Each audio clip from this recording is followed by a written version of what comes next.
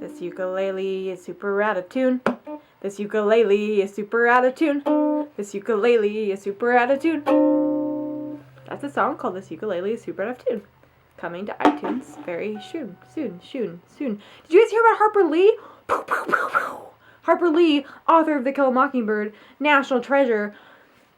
Her sequel to Kill a Mockingbird, which I don't remember the name of at this very moment, but it's coming out in July, and it's been around in the universe for like 50-something years, and it's all very exciting. I read To Kill a Mockingbird in high school, and I just loved it, so I'm so excited about this. This is just big news. Anyway, and it's also really nice because if you follow the Harper Lee story of recent, I've been following it through Book Riot, and you probably have to, it just hasn't been so good for Harper Lee, so it's nice that things are going well. Hopefully it's going to be good. I'm sure it is. Anyway, this is not what this video is about. This video is sponsored you by talking about things that have nothing to do with anything. Well, I guess they do. I mean, it has to do with books, but whatever. Alright, this is going to be a review roundup, a roundup of reviews. I kind of stole this from Ariel Bissett, but she's really cool and has great hair, so it's alright, I think. Anyway, let's review some books that I read recently. Get ready, this is going to be long. That's what... Okay. The first book is Soppy by Philippa Rice. This is a lovely comic book based on a blog. Everything is based on a blog now, isn't it? Is life based on a blog? Or is blog based on life? It's definitely a blog is based on life. This follows a real-life couple and their real-life adventures. Philippa Rice and her adorable boyfriend. And it's filled with the cutest little illustrations. And it's very sweet and it's all real, so it makes it sweeter. If you have a loved one, if you had a boyfriend or a girlfriend, or you have someone that you want to be your boyfriend or girlfriend, you should give this to them for Valentine's Day. I'm just saying. So, that was really cute. I recommend it. It's adorable. Next is another graphic novel that I read recently. I'll do an actual review of this one. Didn't really review that. Is The Wicked and the Divine. The Wicked and Divine you probably heard of, but it basically... I'll read the back because I can't explain it otherwise. Every 90 years, 12 gods return as young people. They are loved, they are hated. In 2 years, they are all dead. It's happening now. It's happening again. Bum, bum, bum, bum. Pipe organ. So this basically, as it explains, follows...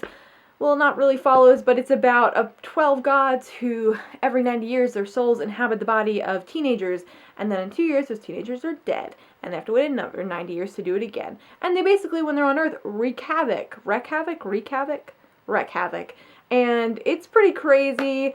The storyline's a bit confusing, and getting the gods, not mixed up is confusing, but I got it at the end. I really enjoyed this, though. I enjoyed it mostly because of the art. The art is very pretty. It is so pretty. I really like the art. I would recommend this book if you are a fan of graphic novels. Oh my god, that right there. Because it feels like someone who likes graphic novels kind of graphic novel. So, I don't know if that made any sense, but I really enjoyed it. It's a bit confusing, but I think I'm going to keep reading it. There's something about Image Comics, man. They do Saga, they do this, they do other things. If you know more about graphic novels, tell me what else they do, because I really like this publisher. But, are they an imprint of Marvel or something? I don't know. Look at that. That's just pretty. This is a really fun graphic novel. I said it's a bit confusing, but it's fun. It's a fun one, and I read it in one sitting because I can't do graphic novels any other way. Okay, next, let's get down to sci-fi. Sci-fi. I don't have the two books that are sci-fi related because I let them be borrowed. I don't know. The first one is The Martian by Andy Weir. I didn't want to do a full review of this, which I said in my wrap-up sort of video thing, giant video that I did with lots of stuff, because Let's Reads Brock did a great review, and also Sarah from Sarah Actually Reads did a great review. Basically, though, The Martian, if you don't know what it's about this dude, this astronaut, this beautiful astronaut named Mark Watney, who gets trapped on Mars and has to survive so that NASA can get him. It is, as a lot of people said, very reminiscent to many Tom Hanks movies, but it's also just a really fun story. Mark Watney is super likable. He's super likable. I think this was very much a 4-star book for me. Again, I don't believe in ratings, but it was very, very much 4-star because it took me a while to get into it because the science really confused me, but once I got into it, I couldn't stop reading it. It's fast-paced, it's fun, it's great. I'm using lots of adjectives that mean nothing at all. Really don't mean anything. But Mark Watney is the best part of this book. I mean, he is this book, and the whole surprise that, I'm not going to spoil it, never mind. But Mark Watney is just a dream. And if you like sci-fi or you like science, I feel like you'd enjoy The Martian by Andy Weir. Next is Ancillary Justice by Anne Leckie. We read this for the Blank Space Book Club. We're doing that again this month. We're reading Americana. I'm going to link Sarah's video talking about it and down below. I'm listening to it currently. I have like 6 hours left because I kind of cheated and started it early. And I also have a lot of time on my hands, like, because I ride a lot of buses, and it's a really good audiobook and a really good book. So, anyway, yeah. So Ancillary Justice by Anne Leckie is hard sci-fi. It's like, it's Trey sci-fi. It's very, very science fiction-y. I have not read, like, a super science fiction-y book ever. I don't even read just, like, YA science fiction, like, ever. But I really, really enjoyed it. Again, it took me a while to get into it. It's very wordy, and there's lots of made-up names, but it's really interesting. If you don't know what it's about, it's basically about this person who her soul used to inhabit a ship. And then the thing happened, and she was just a person, and the book goes from the present day to flashbacks explaining why she's out for revenge. It's really great, but the best part of this book is how it deals with gender, because the way it deals with gender is so interesting. Basically, the main society in this book, the conquering society of basically all of the universe, the Rodkai, I don't remember exactly how to say the name, but, running out of breath. They don't see gender. Of course, there is gender anatomically. I went like that when I said gender, anatomically, but socially, there's no gender. So they just see everybody as just a person and not a male or a female. It's kind of cool. And really interestingly enough, I guess is the right phrase, the main characters, when they go to another society on another world who does see gender in society, it's like, oh, I can't tell the difference. And also, if you think about it, that society that sees gender might not see gender the way we see gender. So their males might be our females, and their females might be our males. It's really cool and interesting. And also, the pronoun used is she, which is badass. I think I'm going to read the next book. I think it's Ancillary Sword. It's a really fun read. If you're not a big sci-fi reader, just be ready for it to be kind of a slow start. But I feel like it's a really great, I don't know, I've not read a lot of sci-fi, but it feels like a great introduction because it does get super fast-paced and fun. So, I enjoyed Ancillary Justice. Okay, next is literary fiction. What? Amazing Adventures of Caterpillar and Clay by Michael Chabon. This book is great. This book is beautiful. This book is staggeringly amazing. So, if you don't know what this book is about, it is about Joseph Cavalier and Sammy Clayman.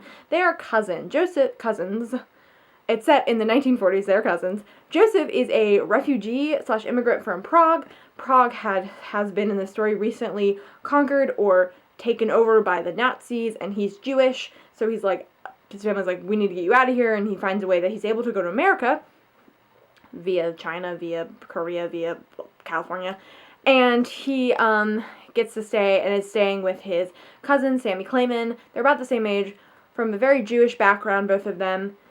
Sammy lives in Brooklyn, he lives in New York City, and he's this really smart, hardworking dude, and he goes, I'm really good at storytelling and business, you're really good at art and drawing, we should come together and make a comic book, because this is the period, the early 1940s, where comic books were really starting to boom, and you had Superman, and you had Batman, and they're like, yeah, let's do it. So they start the Escapist Comics at Empire Comics, and it's basically following about a 15-year period with their relationship with each other, their friendship with each other, their relationships outside of that, they're just lives. And I've said that I don't really like really singularly focused books that don't have a lot of characters, but the difference between, I think, really singular focused books and this is that this feels very big. It's a very big story. It's spanning continents and time periods, and it's just, there's a lot of stuff happening. Oh, this book is amazing. If you haven't read it, read it. Some people think it's boring. I thought it was really great. I'm getting warm, so I'm taking that off. Wasn't that cool how I did that? I know, right? So, the greatest part of this book, in a shallow sense, was the fact that you get to meet, well, Sammy and Joseph get to meet all these famous historical figures. So, for example, Orson Welles, at the height of his career with Citizen Kane, also Salvador Dali, also Stanley. It's really cool because they get to mix with these people and you get to see them, and you can tell Michael Chabon really did a lot of research about this book and really spent a lot of time talking to people who were in the comic book industry in that period. He even says in acknowledgments, thanking all of these famous comic book dudes.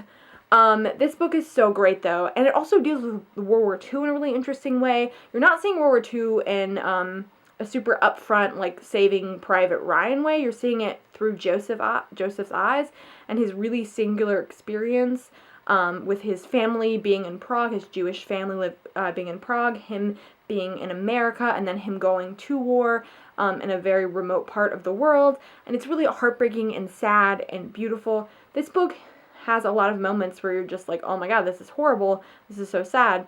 But at the same time, Michael Chabon's soul retains warmth through the story and retains a sense of, like, optimism, and it's really beautiful in that way. The only thing I think I had a problem with this book, the only thing that I didn't love was how it dealt with women, because there aren't a lot of female characters. You have Sammy's mom and his grandmother, and then you have Rosa Sachs, who is sort of the main female character. She is dating Mr. Joseph Cavalier, and it feels like her main job in the story is really to keep these two guys together, and that kind of bothered me because I wanted her to have more traits and be more of her own person. But she was pretty cool. I will say she was a pretty cool character. It also deals with some stuff that I wasn't expecting to deal with, like LGBTQ issues, and it's really interesting. Anyway, please read this if you haven't read it. It is flippin' fantastic. Also, it celebrates magic and Jewish folklore. Like, magic is in, like, Harry Houdini. So, that's really cool. It's such a thick, wonderful, lovely book. I loved it. So, those are my reviews of the recent. I hope you enjoyed this. Go eat a cupcake. I ate a cupcake earlier. It was from Whole Foods. It was amazing. Anyway, have a wonderful day.